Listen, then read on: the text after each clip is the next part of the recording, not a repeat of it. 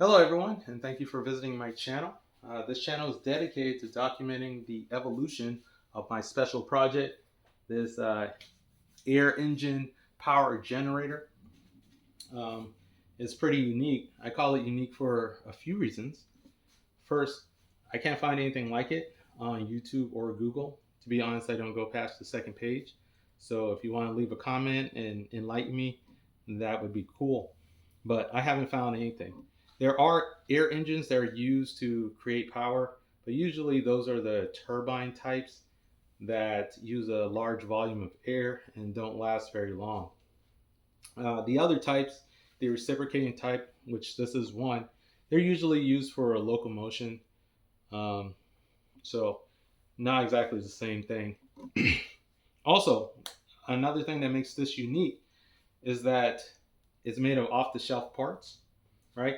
So most of these parts you can buy online. You don't need to have a 3D printer or any specialized like engineering skills. Like I bought all this Amazon,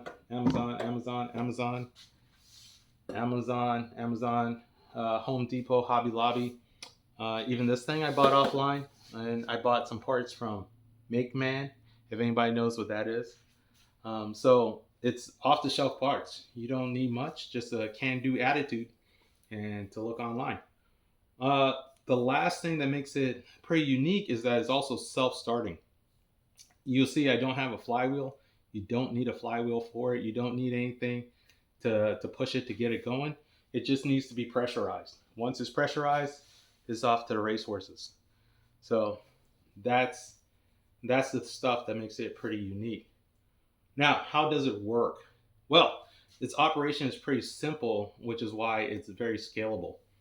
Right here, you have a lock, you have a trigger valve system, you have the power generator, and you have the power piston, which is connected to a slide gear. And then you have another piston over here, which is which switches and is attached to a lever. The operation is pretty simple. Air comes into a T valve. I don't know if you can see that, but that's where it comes. It splits both ways. It travels through this valve and it goes into here. Now, if the depending on which port it goes into, like this one's fully retracted. So if the air goes into here, it will have nowhere else to go because this is already full. So instead of pressurizing, it goes back through the line and goes to this side, and then it goes through one of these hoses, right? And then whichever one is empty, it then pushes on that. So in this case, it should be retracting this, uh, getting ready to generate power, and then it'll switch over. Once the lever hits this, it'll switch over to make this piston push on this.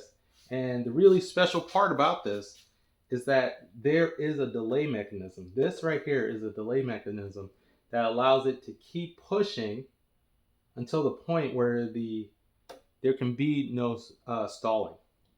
And that's the whole point of it. And the locking mechanism keeps this from resetting until the pistons have reset themselves. And that is the long and short of it. Have you ever seen something called a Trompe? I want to say water hammer.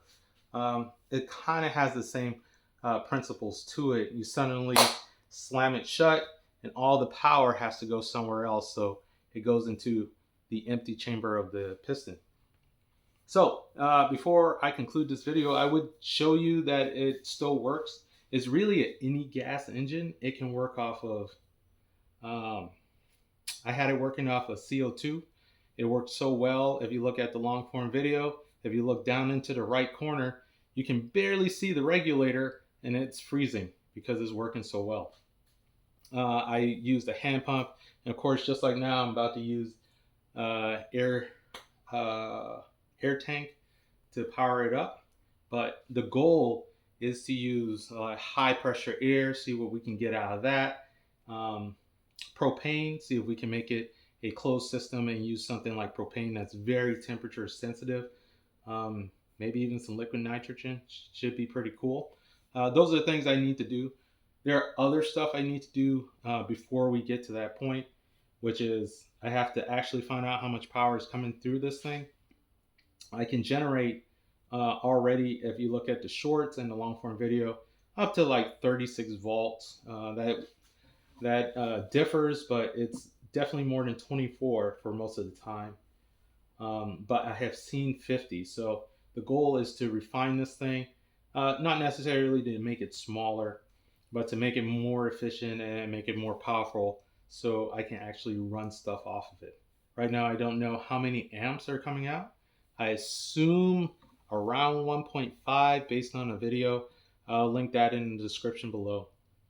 But right now, I need to change some of the electronics so I can actually see how many amps are being pushed through it and then work from there. So just a quick demonstration of how this thing works. I got an air compressor. I'll put it up to about 45 psi and then let it go.